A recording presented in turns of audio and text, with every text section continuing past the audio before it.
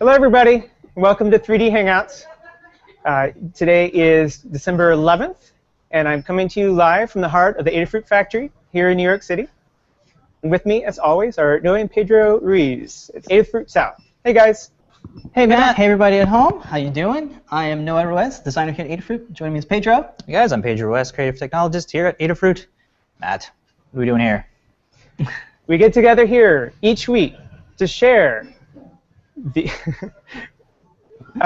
we come here and chat. We chat about 3D things. See, we have an interesting discussion we've been having about language construction and whether share about is bad. I think it is verboten at the moment.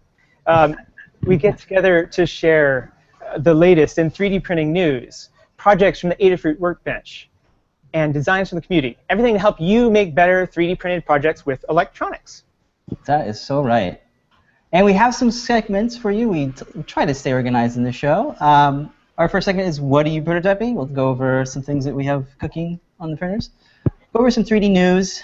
We have a weekly video, a community spotlight, and spotlight on materials as well. Something new. This would be a very exciting day to talk about materials, and we're featuring Matt Stultz, who is one of my favorite go-to desktop 3D printer materials experimenters. So it's going to be fun to talk about those things together.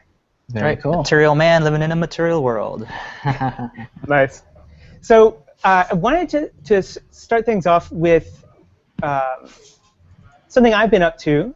So right now, both Noe Pedro and over here, we've been messing around with the Orion Delta 3D printers.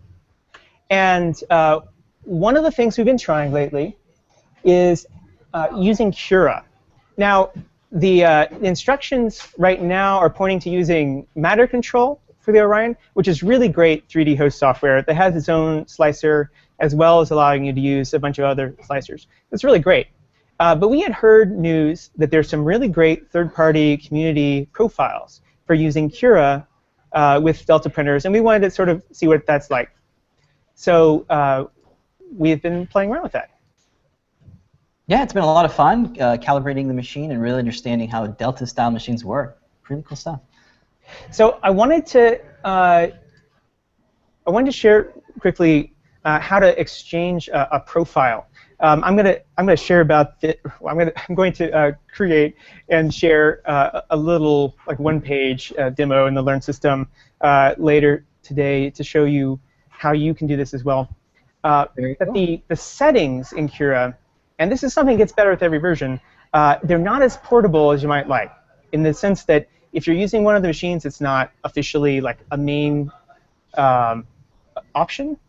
Just right out of the box when you download Cura, you have to kind of enter all the settings and sort of build your machine profile as well as your slicing profile. It can take some time. It's not hard. It's really easy to do, but it's nice when you're going back and forth to have a file you can exchange.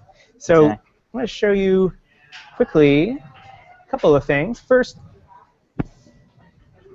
little screen share action. Here we go. Yeah. So Wow, it's sitting on your particular OS, and you can do this for each of them. You want to find this folder called Machine Profiles.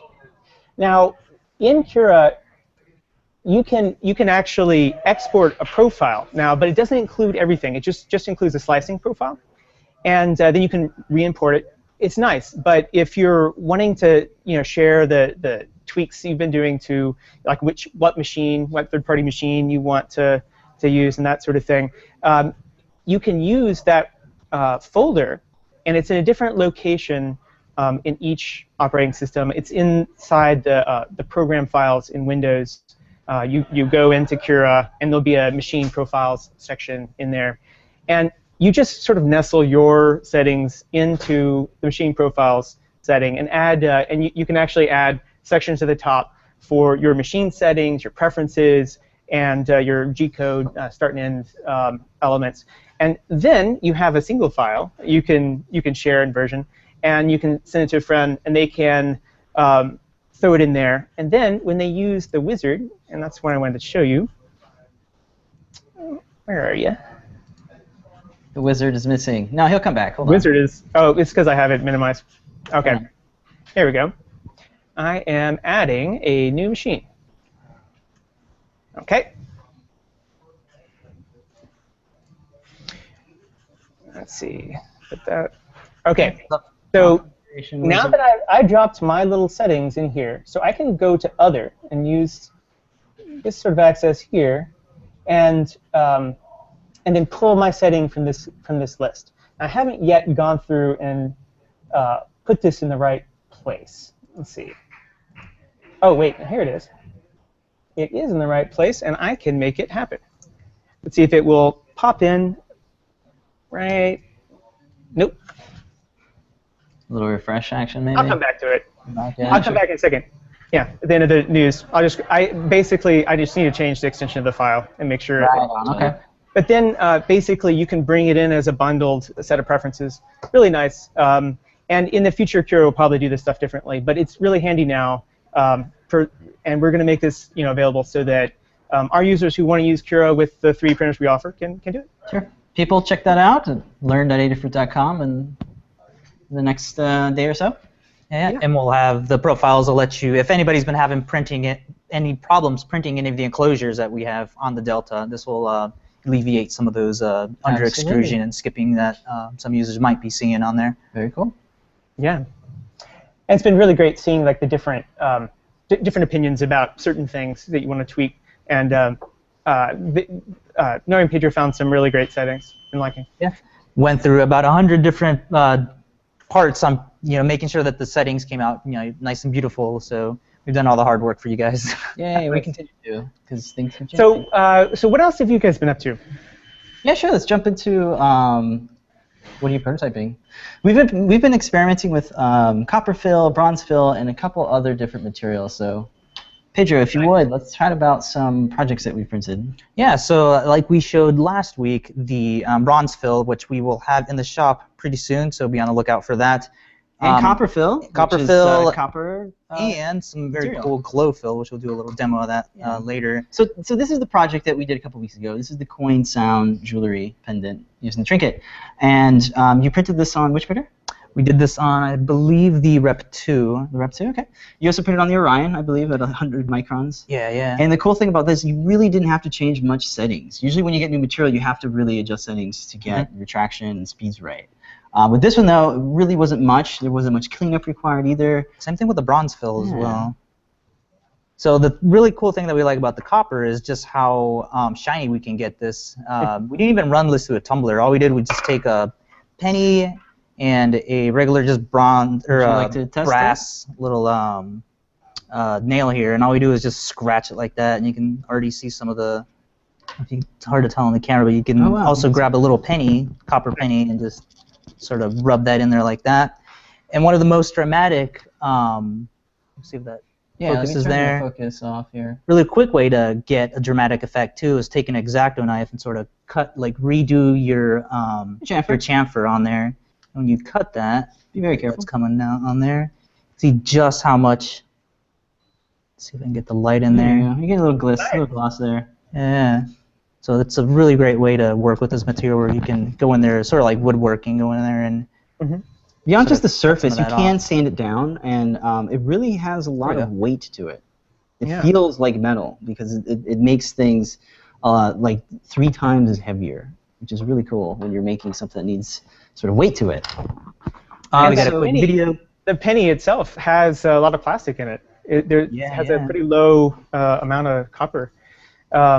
This is quite interesting, all of the options where you have filaments that are kind of carriers carrying other materials, either as a blend or making use of copolymers and modifiers that sort of change the properties. We talked a little bit last week about what a thermoplastic is and why these long macromolecules have such weird behaviors. And these filaments that we're using, even though they're described usually by their primary material, they're not sort of putting all the ingredients on the box. They have a lot of things in there that are helping it have the kind of temperature profile, and so they're engineered, manufactured products, and they have been tuned so they do things like this copper fill, so that it behaves the way that they intend, and that you're expecting a filament to run. So share about please share this. Yeah, so some strength tests that Noe performed here. Yeah, sure, real quick. So I printed out a Raspberry Pi 8 Plus case, and I dropped it. And what happened was I have a very small bridge around the area where the SD card is, and it broke off. And I was like, man, this stuff is kind of brittle. So what I ended up doing was let's go ahead and test to see how it breaks. So here I am testing out to see if this crack will break. And to my surprise, it actually took quite a bit of force to break it. It has a bit of bend to it too, which is kind of weird. But since it has 80% copper, it makes sense. It's somewhat like a soft metal, right? Were you able to bend it and have it keep a new shape? I did. I printed out just some strips of material. You can see right here coming up where you try to bend it and it doesn't bend. It retains that bend. Yeah, I have a little picture on my Instagram that shows sort of bending different little pieces, and you can bend it to a point where it won't break and it'll stay that way. So pretty cool stuff there. Interesting. Yeah, it is interesting. It's weird that it's very different than ABS and PLA. It's not conductive though. We did try hooking up to a LED. Nothing happened. Nothing happened. That's a crucial test. If it doesn't handle LEDs, it's not that electrically exciting to us. Cool. Yeah. And then later on, we'll share. We'll probably do the color fill stuff in the actual spotlight. Oh, okay. That'll make sense because we need to probably move on to the next segment. Yeah. So let's do some news. Let's jump in. Time for the news. So first, you guys get to brag about a little. Oh, that's right. Okay. Yeah. Yay! So Pedro, Popular Science emailed you a couple of weeks ago asking about your Daft Punk. Yeah. So we are in December's issue of Popular Science talking about the Daft Punk helmet. It's actually January 2015. Oh, whoopsie. A little early. So not on newsstands yet, but yeah, a little early. But yeah, we're on there. Just mentions some of the work we do. I think they're gonna have the full interview on the website when they put it on there. I already posted the whole interview on the blog post if you guys want to check that out. But yeah, it's just talking about what we do at Adafruit, how we release all the files, and sort of make it fun for everybody to make their own electronics. What do they call it? Like hackertainment is the segment there, the section. Yeah, cool. I was expecting that a little bit more smaller, like maybe a quarter page, but half page. That's pretty cool. Yeah. And of course, our boy over here, Mr. Hatchet, is on there talking about how to make moonshine. Yeah, DIY moonshine. That project is insane. Yeah, that was really cool. Yeah, check it out on newsstands next year. Yay! Very cool. That image of the Daft Punk helmet was also used in a humor piece about top 10 ways to know if you're a that's right. printing fan. I saw that. So I thought it was interesting that it was in both places as as a key example. So great job, guys. Thank you. And speaking of great examples, one of my very favorite designers, Nervous System, oh my God, launched an incredible project. And you guys have some video to share. That's right. Kinematic Stress. This is this is Shapeways' video that they put together. This is really awesome. It really kind of highlights or it does an interview of the whole project. And this project has been going on for I think at least 2 years now. And I think it all started with the kinematics bracelet. And the part of that was sort of how to solve hinges with an FDM machine. And that sort of led ways to let's make a dress. So this is really, really amazing project. Definitely check it out on their blog and on Shapeways. And I think I have some other stuff on it. Yeah, it's exciting not just because of how well it flows, which is incredibly cool in and of itself. It's really designed, like the thinking of a fabric, so it falls right. But also, it's designed so it can be printed in all these strange ways. So it's actually all crunched up in there, and they extract it and pull it free. So that's what happens when the uber mathematician pair get really excited about design. Yeah, I mean, there's been other dresses that have been 3D printed. But this is actually, you don't have to mold it. It's not all prickly looking or pointy. It might be actually comfortable to wear. Yeah. And another cool thing is this was made with code, right? So this is cool. This is using open frameworks and JavaScript to create sort of a front end to their back end, right? This is really amazing. So they developed this app on their own that you can paint on it and sort of sculpt your own dress. It's just amazing. Yeah. It's a web app. So check it out. So here is a very exciting moment in history. We got the first practical thing being printed in space. a really neat project. So it's a buckle, but when I first heard that they're going to be making a buckle, I kind of thought it might just be like a standard buckle just to show that buckles could be made, which is a kind of object that's best injection molded. This one is designed for 3D printing and designed for a very specific purpose, dealing with providing the compression that you need around your body so you don't have the muscle loss that's so damaging for people coming back from space. So it's a very exciting moment. These things are happening. We're going to space with this stuff. Awesome. Very cool. I think it was a wearable. Yay. Yeah. This is T-Glaze. Yay, T-Glaze. So there's been a lot of interest in this XTC 3D coating from Smooth-On that came out, and it is really neat. And we've ordered it, and we're gonna check it out. But here's something discovered by Tallman. It was a perfect thing for him to use for the T-Glaze material that he prints with. Now, he has a background in printing optics, or engineering optics, and so he was able to use this Smooth-On to thicken and reinforce the optical qualities of that T-Glaze. And look at that. It's really pretty startling. Really crystal clear. And he shares the details about how this works and how many coats you need, and it's pretty interesting read. And another place that you can go and learn a lot is this project from Mark Rehorst, who's a Milwaukee Makerspace member. I really love this breakdown, this long discussion about how he made a 3D printer and tuned it and tried lots of stuff. It's really essential reading for anybody who's been curious about making their own printer, and it will leave you with the things you need to get started. So he has a lot of revisions. He has some reasoning why he changed some things, and the total expense he thinks he spent was like $1,000. So still less than most consumer off-the-shelf desktop 3D printers, and he's really proud of his, and it prints really well. That was its first print up the top here. Let's see if I can get back to it using an unfamiliar mouse. So yeah, that guy.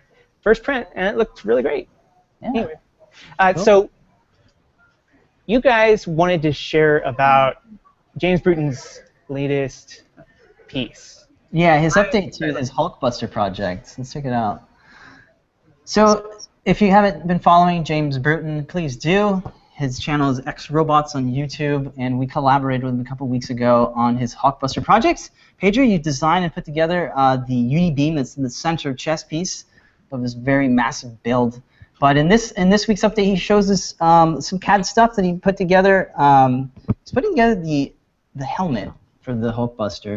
This is a pretty big helmet. So he goes through how he cut it up into pieces because he really wanted to split it up into pieces to have minimal warping. Yeah. Okay, maximize the biggest he could. So here he is printing it in different pieces using the Lulzbot Taz 4. Now he's been using this machine for a good year now, and he's actually sponsored by them. And he's one of the most hardcore users that are really putting this thing to its places. And he's been using it since an earlier Taz, right? Yeah. That's right. Yeah. So 101? His processes for gluing them together, finishing them, sanding them, filling up the cracks, and even shares other various techniques that he uses. So I think real quick I want to show it to you mounting on the piece. Here it is. So it's a very, very giant head. Wow. He's going to go back and forth on adjusting the shoulders to get the sort of matching the head of what it looks like in the trailer. 'Cause he's not too happy with. He's happy with it, but there's still a lot of improvements to make. Well, it's 3D printing, so you can definitely always tweak. Yeah, and he didn't actually, when he started this project, he didn't know how the actual Hulkbuster was going to be. He made this months and months ago before the Avengers trailer came out. So very, very cool. And look how close it is to the ceiling. I know, yeah. He made a joke touching. about like he's got to get it out of the room because he just can't work on that anymore in his attic. One big difference that he's using here is PLA for That's right, printing everything out, so there's no warping, there's no splitting, and since it's all nice and cold everywhere, this will work perfect with PLA. Yeah. So you two shared some tricks For printing in PLA, yeah. Right. Let me get that open. So already posted Tell us now about it. on the blog. It's a pretty simple little mod that you can do to get excellent PLA prints, and that's simply installing an additional fan and then printing out a fan shroud that has an additional little part there to cool the top of the extruder there, so that there's no heat creep from the heat block going up the nozzle and sort of making the PLA expand and jam in there. So it's a quick little tutorial, just like a little bit of soldering. You don't have to. If you have a different extruder, you could modify your existing design. This is kind of what you did as well to make it work on the.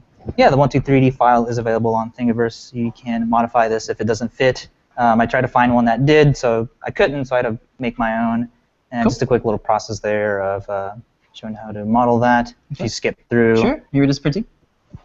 And then assembling some wires. Because I did this before we had the dually, I only had access to one of the fan cables, so I just combined two of them together using our awesome little colored shrink tubing here to tie everything together. Yeah. Nice. Very cool. Well, Quick tip. you want to share your holiday roundup as well while we're looking at your videos? Let's skip through that real quick. All right, this week's project is a clip episode roundup of previous projects that were once wearables that we've turned into 3D printed ornaments. We're perfect. Yeah, so first up we have the Mario Clouds. We collaborated with Phil B on. Yeah, so it's using the Pro Trinket, LiPo rechargeable backpack, and a vibration sensor to activate. Very cool. Awesome, cool little clouds there. Yeah. Next is the coin We showed this earlier, printed in copper, but this is in PLA. Using an LED sequence and a vibration motor or vibration sensor and a piezo to make a little bling. Awesome. Very cool. Next up, we got the OLED Flying toasters. Oh my goodness, this one's a fun project. This is using the LED liquid design, the Pro Trinket microcontroller, and the LiPo backpack, so you can charge it with USB. This guy from Adventure Time, who doesn't like BMO? BMO 3D print them using Gemma and an 8x8 matrix LED backpack. Woo! Whoops. That one didn't offer we didn't have the LiPo charger there, but you can easily hook that up. That's right. And then probably the easiest project to make in terms of like circuitry, the DIY TARDIS, light up TARDIS using a couple LED sequins, a slide switch, and a coin cell battery. Very cool. Yay! So check out all of these projects and many more projects on the Adafruit Learning System at learn.adafruit.com. Yeah. Perfect for the person you can never find what to buy, who's got everything, because you can't really buy these. You have to make these your own. Right. Or you can just put some blue fruits and BLEs on the tree, which is always nice. And there's still time if you get started printing now to make these. Oh yeah, that's right. Speaking of time, I want to do a really quick introduction of Matt Stoltz and encourage everybody to go and read the incredible 2 interviews that we posted earlier today, and get right into the materials we want to share about today. Cool. So Matt Stoltz has been spending a lot of time sharing about the materials and experiments with materials. They kind of grew out of his love of trying to optimize and figure out how to print things practically in a hackerspace. And he has given a bunch of talks at maker fairs and collected and shared some really neat resources, including figuring out that HIPS filament can be dissolved easily in this this solvent. Was it limonal? Yeah, and limonal. And he shared that, and people have adopted it, and maybe they've named it different things, but he shared about the technology and the technique, and people are using this very practically and with much more luck than they had with things like PVA and other water-soluble solutions that were kind of trickier to work with. Yeah. So there are 2 interviews up. I will flash through those here. First one is sort of the same. We ask the same basic questions each time we interview. a new community spotlight, shares about some of the different projects and tools and software he likes to use. And I really liked his encouragement at the end, saying that he really is where he is thanks to all the participation in the community. He likes to give back because he sort of received so much back. And the other one is this materials focus, really kind of leaning into his area of expertise, asking him questions about what these materials are made of. He talks a little bit about SLA, DLP, photopolymers, though we don't really know that much about them because people tend to keep that a little bit secret. Talks about some of the kind of overview bullet points about each material. So take a look. It'll get you excited about materials. And let's get back to talking about some of the material tests that you two did over the Thanksgiving holidays. Yeah, sure. So apart from stuff from ColorFab, they also have glow-in-the-dark material. So real quick, we wanted to demo how much glowiness can this be. Yeah, so we got a UV LED here that we have in the shop, and if you just quickly shine this, oh my God, you can already see it's radioactive. A lot of the glow coming in there. Yeah, so this is it's pretty much like PLA material, and you don't have to change much settings on your printer if you already know how to print with PLA. It's very stable, very minimal warping, and it glows in the dark. It's got like a a sort of glow-in-the-dark look that most plastics looks like. They have that sort of ivory white looking. But yeah, this stuff glows in the dark. It's a little hard to show on camera, but man, this stuff really is. It's radioactive, yeah. Another thing, I didn't know if we were allowed to share about this, but did see Lulzbot already start talking about this. New NinjaFlex. Yeah, so this is from Fender Drives. Yeah, so we got some semi-flex. So what it is, it's a little bit more rigider than the regular NinjaFlex. I think if I hold this up, I think if you switch cameras now, switch to the DSLR one. Alrighty. I think you can pretty much tell which one is regular and which one's the more rigid kind. This right here is the new stuff. So what it allows you to do is print with less material, thinner walls, and still maintain the sort of rubberness that NinjaFlex is known for.